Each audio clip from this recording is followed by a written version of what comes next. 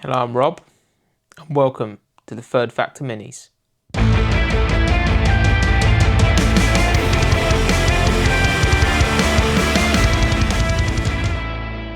So today we're going to be reviewing this, the AK Interactive Basic Starter Set. This set was bought by my partner Laura after she wanted to paint her first model, Gus Gus, which I'm sure some of you have seen on my gallery page or on my Instagram. After watching her use them and just seeing how they dried, I was very curious to try them for myself. I've never used AK paints before. I've used some of the like basing products and stuff like that, but never the paints. So I thought I would borrow this set off of her and put them through their paces. Now, before we get started in painting our model, I thought I'd just quickly show you what you actually get in the box, in case anyone's thinking about getting this box themselves. So on the inside, you get this lovely little chart of warm colours, cold colours, with all the paints lined up in their respective slots. And on the inside box lid, you also get this handy little cutout of a colour wheel. As you can see, Laura's taken hers out of the box and she puts on like a little clip in front of her as reference when she's painting. So if you are completely new or you're not too familiar with your colour wheels and colour theory, this is very, very handy to have just for mixing colours together. You know, it shows you your complementary colours, split complementary, all the rest of it. I won't go into too much detail with it, but again, it's very handy to have if you're new to the hobby.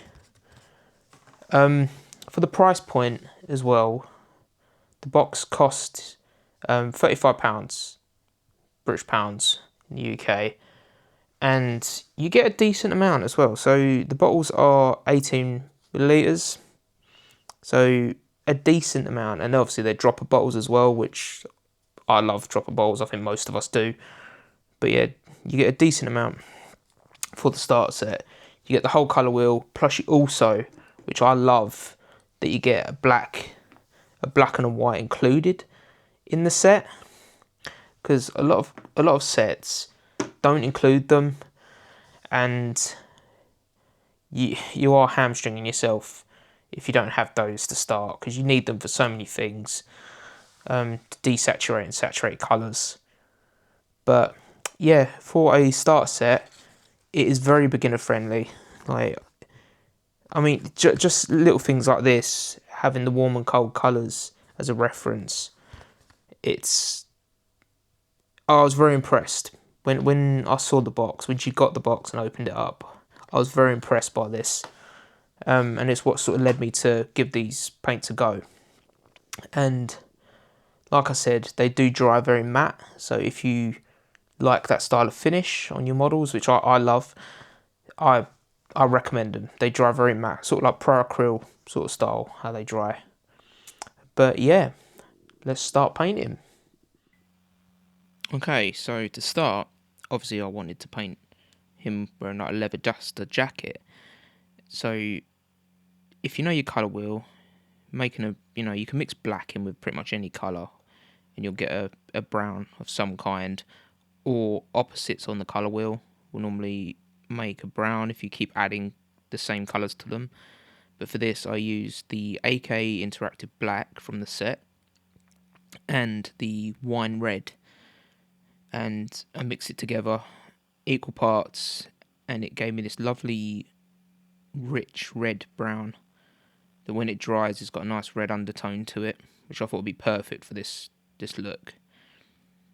But yeah, just applying it everywhere that I wanted this leather look. So it'd be his pouches, his shoulders, anything, his gun holsters. I applied it everywhere. I hadn't decided it at this point. I was being very neat to avoid certain areas, but then I ended up blocking those colours in, so I didn't really need to be that neat. But I suppose that's the fun of being spontaneous. But I wasn't really worried at this stage. Just going fast, but trying to be neat, just to train myself, my brush control. it applies really smoothly. These paints do really smoothly. I still water them down, even on a wet palette. They are ready to use straight out the bottle, but they do apply a lot better if you have a tiny bit of water mixed in, and a damp brush as well. As you can see, I've just applied it to everywhere that I want the base levers, the brown colours. Just deciding if I like the look so far. I'm just seeing if I missed any details, to be fair. And yeah, I decided to use the same brown at this stage for his face, to start the undertones on his face. I wasn't sure what skin colour I wanted to paint the Witch Hunter at this stage, but I thought this undertone would be a perfect start regardless of what I do. So I just applied a nice thin layer and then moved on to the next step. So now it's on to the metals. So for this, obviously there's no metallics in this set, and I wanted to push myself a little bit here. I wanted to do like a non-metallic look, a very dirty and fast non-metallic look with the paints, and I decided to start with a purple undertone. So I started mixing up the yellow, the AK Interactive deep yellow, and in Imperial blue, and it gave me this lovely purple. It's absolutely lovely purple tone. And anything metallic, I just started applying a nice smooth thin layer all over, and I thought, right, this would be a good start to the metallic, and then work my way up for highlights. But yeah, just being careful. Anywhere metallic, just applying this. I start being more selective here because after the brown trench coat, I didn't want to get anything on there, so I was starting to be a bit more careful. Still trying to work fast because, like I said, I want this model done in a certain time. I need it ready for a game, so. But yeah, just being careful, blocking it in, and trying to imagine at this stage the lighting from the torch, just for reflections. So like his leading foot's more covered, and then his trailing foot's got less on there. So yeah, adding it to the shoulder pads, taking my time. The urge to grab a metallic for this was real at the start. I must admit, it was very fun pushing myself for just using this set. But yeah, just being very careful picking out all the metallics.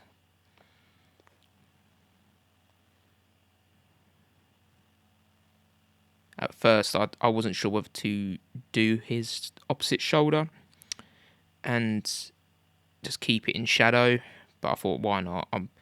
It's a real dirty, quick, non-metallic metal look, but I wasn't worried too much about it being perfect. Getting the top of his chest armour. I've forgotten the name of it. I'm very sorry for anyone that knows the official historical name for that neck guard. But yeah, being very careful not to catch the skin. I do make mistakes through this painting project. I do catch things. I'm very shaky by nature. And yeah, just picking out the belt clasp very carefully there. Like I said, anything metallic I was picking it out. So like the gun barrel, the pommel of the guns, the flintlock pistols, the handles, anything I could, I was picking it out. I had an idea in mind of where I wanted the highlights, but this base layer is perfect.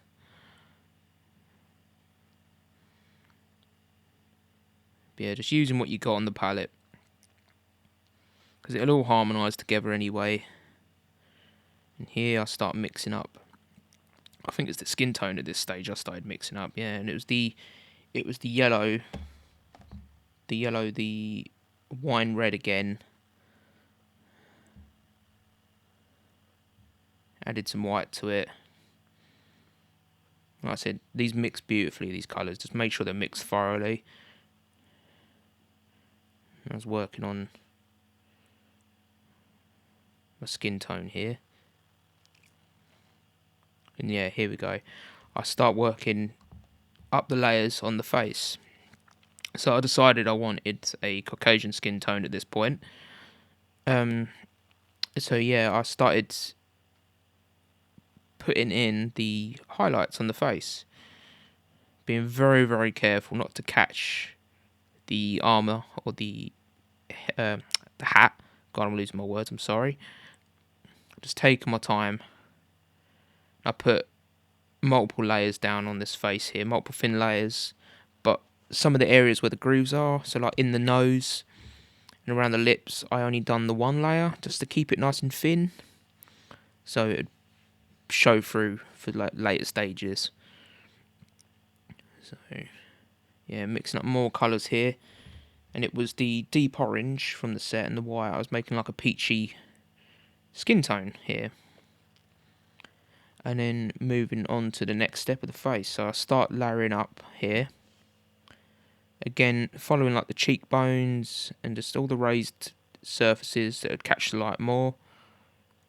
Being very, very careful. And my paint is really thin here. I've thinned it down. Just being very, very careful. Not worried if the layer underneath is showing through at all. And then multiple layers, and then I added some white to that same peach just to push the highlights some more, and then carried on working on the cheekbones. And if you can see in the eyes, you can see the hint of the purple shine underneath, which is what I wanted. So like, because I kept that area thin and didn't do multiple layers, it shows through. And then here I kind of messed up. I used the magenta from the set and washed it down to make, I was going for like some like tired eyes look, and I put some in the eye sockets here and on his lips as well, just to start adding some colour to the skin tones before I add a wash to it. But yeah, as I let that dry, I decided to start working on my highlights for the non-metallic armour. So using that nice purple that I made, I started adding very slowly white to the mix and then working my way up. And anywhere that I wanted the light to be reflecting on the armour, I just very gently started applying it and tried to apply it in a way that was a bit scratchy. It's the only way to describe it to someone. It adds texture as if it's like a burnished, worn out look to it. Very loosely scratching it across surfaces, but still being careful, trying to follow like the lines and the edges, the leading leg especially, the torch catching the light, and just putting all the starts of the reflections everywhere where I imagine the reflections to be. Luckily with metal surfaces, metal reflects like crazy, like it bounces off of each other everywhere, so you can be a bit more loose with it instead of following just hard edges. And yeah, just adding more layers, working my way up the highlights. So the previous layers that I've done, just working slightly in the lines, further in, applying less and less each time, working my way around the model. I wasn't quite sure at this stage how far I wanted to push the non-metallic metal. Like, I wasn't sure whether to do any OSL or anything like that. I was working to a clock here. I needed the model completed by the evening for a D&D game, so I was trying to be fast, but I wanted to push myself at the same time. So applying it on the upper edge of the gun barrel, facing in towards the torch, leaving the other side exposed. But yeah, adding more white to the mix, getting brighter and brighter, very slowly jumping up, Don't put too much in, because otherwise you'll wash it out straight away. Leaving more of the under layer exposed. I know I wanted to like push it to at least pure white in certain places, regardless of if I put like a OSL glaze over. Spoilers, I didn't end up putting a OSL glaze on the model. I just left it as like this style of NMM. But I suppose if you're not working towards a time, you can put glazes on as well, and it'll blend it all together. You can make like orange glazes of the NMM. But yeah, just being very careful, getting smaller and smaller in my working area, leaving the other layers visible, scratching those details in. The paint is very thin here, nice damp brush, it flows off nicely. And while it's drying, I wanted to make a glaze for the face, just to sort of step back and think about the NMM. So what I did in the meantime, that brown that I made, I watered some of it down so much into basically like a wash consistency, just to see how it would do, like adding that much water to it without any medium, to see how much it would hold up and not bead. And it went really well. They do make really good washes, these paints. But yeah, just applying it to the face. And I was just consciously thinking about the armour at this point, just trying to think what I wanted to do. But I jumped back to the armour here after I realised what I wanted, adding more white, and then carrying on with my highlights. So just getting thinner and thinner in the details on the edges, working my way up.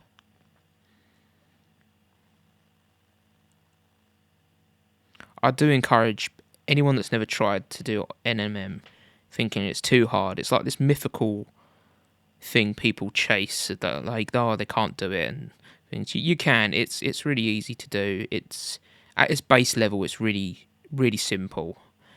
You know, you just push it up to like a pure white, and the human eye will trick the person looking at it into believing what it's meant to be.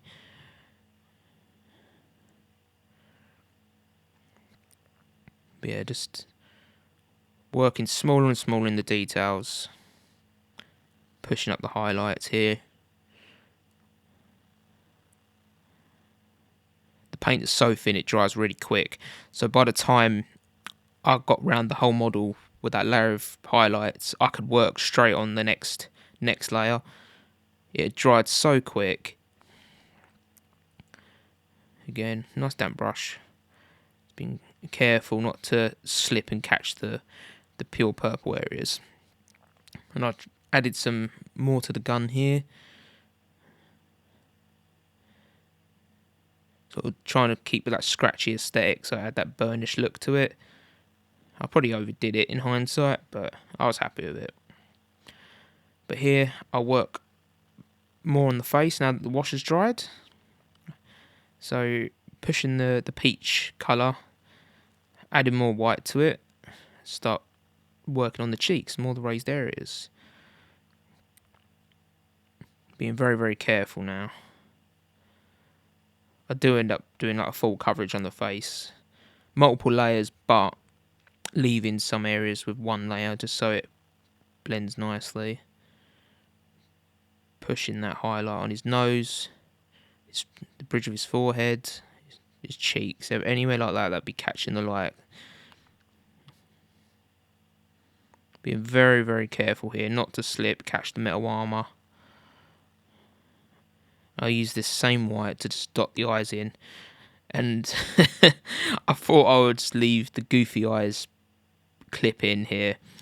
I go to dot the eyes, I do it the wrong way round, and I dot the eyes with a blue first, and I'll give him a bit of a boss-eyed look, you'll see in a second. But yeah, I used some of that magenta that I made for his lips and his inner eyes earlier on, just to touch up his lips again, to add a bit of definition to them. just so they read better on the face. It does look like he's wearing a bit of makeup, but oh well, he's fabulous. He's fabulous. But yeah, here's the goofy eyes. So I do it the wrong way around. I forget myself for a second, the order I like to do my eyes. But yeah, it's hard to see, but I dot the eye, and he's very boss-eyed here. He's looking off one way, and it was like instant goofy eyes. And I was like, no, I need to fix this, but I thought I'd leave it in. Here's me going in, fixing it with the black. But yeah, I thought I'd leave that in for you. Yeah, just using the black, just pure black for the leather gloves and like the belts and stuff like that. Just watered down. I didn't want to push it too much with all the highlights across this model. I just wanted certain areas to like pop. Nice table ready model to my standards anyway. But yeah, just catching the top of the belt buckle just to make it show out from the leather. Be very careful not to catch the belt buckle highlights.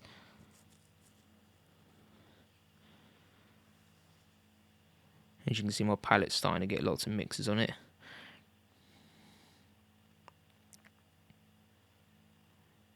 Yeah, start mixing up a lighter brown here. Mixing a yellow into it.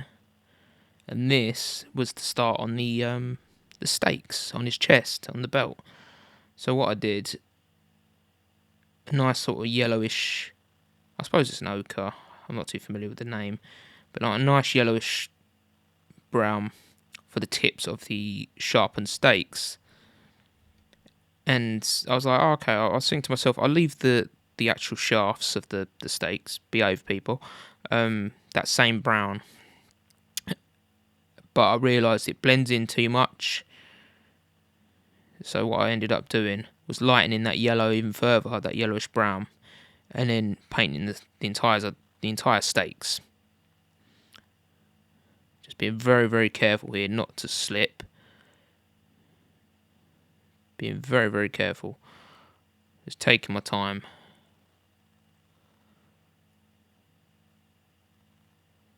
Trying to leave the middle in shadow with the dark brown. So then it's just like a natural, like it just pops more, it reads better on the table. I didn't use any, aside from his face, I didn't wash any part of this model aside from his face. I didn't put any Nuln oil or anything anywhere. So I wanted to make sure the shadows and recesses stayed, just to make the model pop. Being very, very careful here. But yeah, I realised at this point the hammer hadn't been done, so I just mixed a quick grey, just the white and the black together, adding a little bit more white into it, so it's just a bit more readable.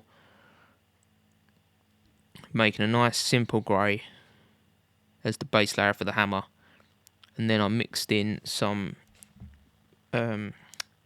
deep blue into it, aka deep blue, into that grey, just to give it a blue hue, really, just a tint of blue to it. I wanted the hammer to be a bit, kind of feel like it's magical in some way. Like, just looking at the model, you feel like, okay, he's a witch hunter. He's got a hammer that's got some form of magical properties to it. You don't know what, but it just looks a bit ethereal, only very subtle. And then yeah, just done that nice layer on there, and then added some white to that blue, just to push the highlights. I just decided to catch some of the edges of the hammer, only a couple, just to make it pop. Not going overboard, you know, not every edge, but just a couple, so it just reads better. But yeah, now for the torch.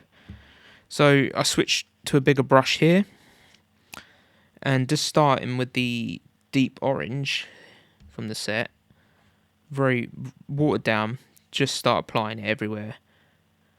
Because I started with a black undercoat, I was happy to go straight to orange here. Normally I'd start with red and blend, but I was like, no, you know what, I'll go with orange, just speed it up. and just applied it everywhere. I wasn't worried about coverage here. Just make sure it was on it, at least every part of the surface. Just applying it everywhere. Just make sure you don't brush the previous areas you went over straight away, because you'll push the paint around. But after 2 layers, I switched to a red while it was still wet. While the second orange layer was still wet, I switched to the scarlet red in the set.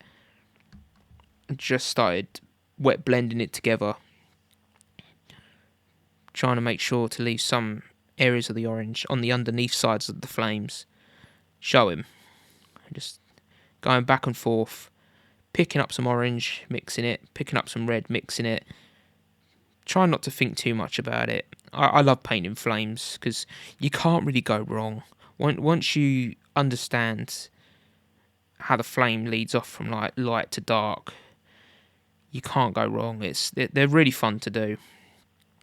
But yeah, I start adding the white here because I haven't got any fluorescence, so I needed a way to make the torch pop. I haven't got any fluorescent paints in this set, so I was like, right, I'll add the white before the yellow.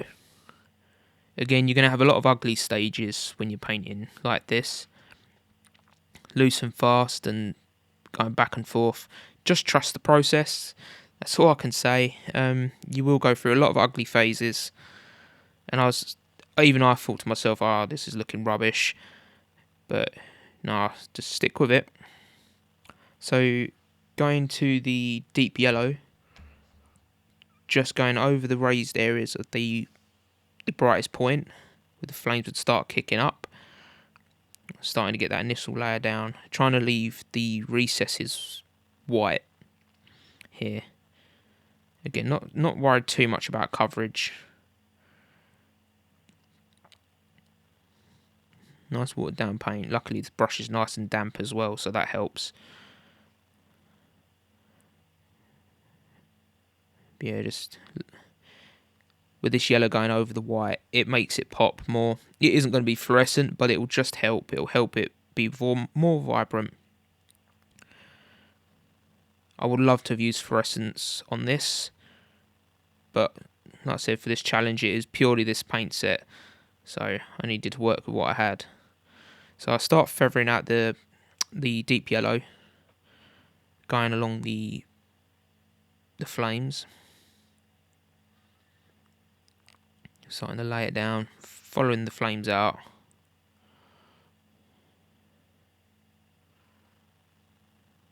I do cover up a lot of the white, but like I said, I go back and forth and start tidying up and just refining. Like I said, trust the process. Like you can't go wrong here. You really can't. Just keep going back and forth, feathering colours together. It'll all read as a flame, I promise you. And then going back in with some more yellow, just with a smaller brush, just neatening up those darker flames there with the thin layer previously, just so they got full opacity. And with a bit of white, made them pop a bit at the actual torch flame, the base of the torch, I mean. And now just for a few embers, so just with the black, at the very tips of the flames, the embers burning off. So just little dabs of black on the ends of the flame licks. That's all you got to do. All the raised surfaces, really. Anywhere along there, you can just apply them. Don't go too crazy. Don't add too much of it, because you'll cover all your nice blending hard work underneath. Again, I do go back and forth refining, so I'm not too worried about if I put too much on. And I decided at this point I wanted to add some leather highlights. So using the purple that I made for his armour, I mixed a little bit more white into it, just to add to the leather. Really, it's technically not a brown colour, but I thought, why not? It's different. It's all from the same colours on the palette, so it'll all read together. Sort of that mother colour theory. It'll just be enough to show that the leather's different or catching the light or worn out. And just anywhere on his leather backpack, just catching the edges.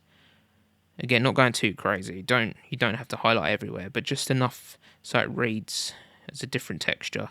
But yeah, now for the base. Home stretch. So I used the grey that I made for the hammer as the base for the tiles here. I wanted to keep it really simple, like this base, knock it up in a few minutes, like 5 minutes.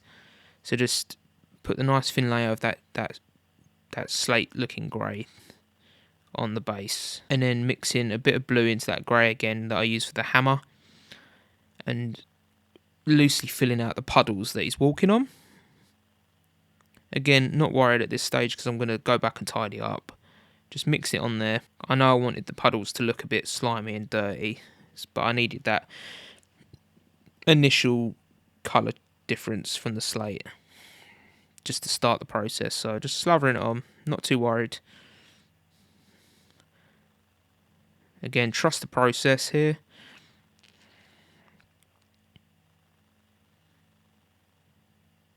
And then we start adding the deep green from the set in like a ripply effect on the puddles, leaving some of the blue underneath, just feathering it in. And initially I left it at this stage thinking, oh, that's alright, but I do go back in and push the highlights a bit more at the end. But I was like, oh, I'll do. Just using the nice red brown that I made for his leather, just to put it over the bone here. Not worried about the highlights because I'm like, it's an old bone. It's been laying on the floor in a tomb somewhere, so it's not gonna look yellow. It's not gonna look yellow or bleached. It's gonna be dark and brown and muddy and horrible. But yeah, just adding some white to that grey just to push it. I start going in and highlighting the floor and the rocks just to make it pop. Putting it on the edges, just rounding off some of the corners. Again, you ain't got to go crazy here. Just a few of them. This is like my neatening up stage as well, so any like overspill from the grey, I went back in and done that. Yeah, just catching the edges, and you can already see that the edges are starting to stand out if you're looking at the model front on. So yeah, I rimmed the base here with the black, thinking the model's done, but I'm still looking at the base, the slimy green, thinking it's not quite right at this stage. As I was rimming the base, I was looking at it thinking, no, there's something wrong here. So what I ended up doing, I ended up going back to the base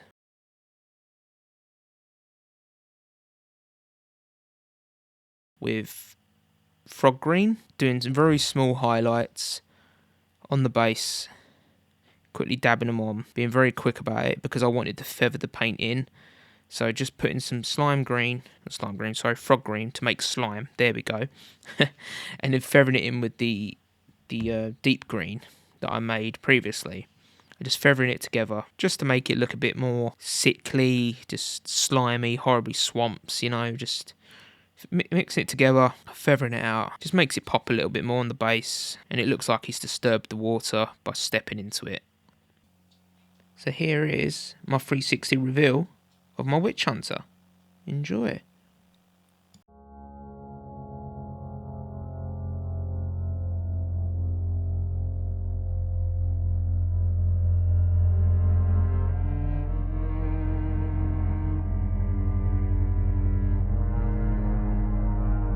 So there you have it. One painted model with just the starter set. My honest thoughts? I'm very impressed with this starter set. Very, very impressed. If I was given this set to start my painting journey, I would feel confident in being able to paint most models. And obviously you get better with time, with practice, with mixing your colours and following that rabbit hole of the colour wheel. I would feel confident in that.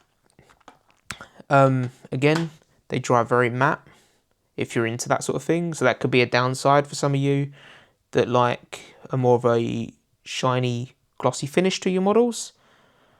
That could be a downside. One downside I have with the set, and it was also an issue for Laura at the time, is there's no metallic in there.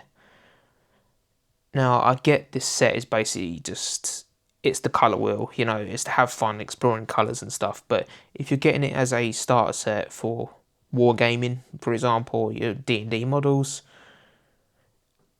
and you're completely new, you're gonna want a metallic in there to paint your swords, your guns, your jewellery, anything like that. Even if they just give you like a silver instead of like a silver and a gold. I mean, both would be good, but again, if you can only pick one, you know, maybe just the silver. It's not a major issue for me personally. Like, I don't mind painting with non-metallic metal, so it's not really much of an issue for me. And plus, obviously, I could just pick another colour. I've got plenty of paints. It's no problem.